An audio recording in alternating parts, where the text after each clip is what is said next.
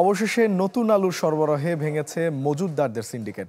বাজারে কমতে শুরু করেছে এর দাম, যা নেমে এসেছে কেজি প্রতি ৪৫ টাকায়। একইভাবে কমেছে পেঁয়াজ ও সবজির দরও। বছর শেষের খুশি নগদে হবে বেশি। নগদ পেমেন্টে নির্দিষ্ট ক্যাটাগরির কেনাকাটায় ৩০০ টাকা পর্যন্ত ক্যাশব্যাক।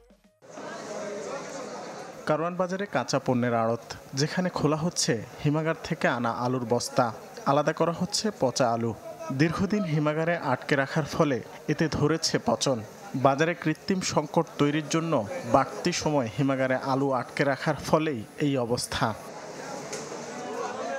বাজারে পাওয়া যাচ্ছে নতুন আলু, দাম কেজিতে ৫০ টাকা পর্যন্ত। টিসিবির হিসাবে মাস ব্যবধানে আলুর দাম কেজিতে ৩০ টাকা কম, আর গেল বছরের একই সময়ের তুলনায় কম অন্তত ১০ টাকা। বিক্রেতারা জানান, নতুন আলুতে ভেঙেছে মজুতদারদের সিন্ডিকেট।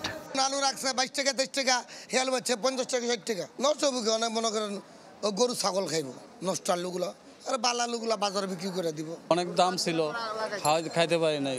এখন তো মনে করেন মোটামুটি ভালো খাওয়া যায়। বছর জুড়ে দামের উত্তাপ ছড়ানো আরেক পণ্য পেঁয়াজ।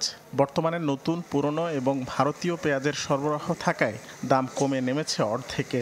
টিসিবির হিসাবে বছর ব্যবধানে পণ্যটির দাম কমেছে কেজিতে অন্তত ৩০ টাকা, আর এক মাস আগের তুলনায় কমেছে ৬০ টাকা পর্যন্ত।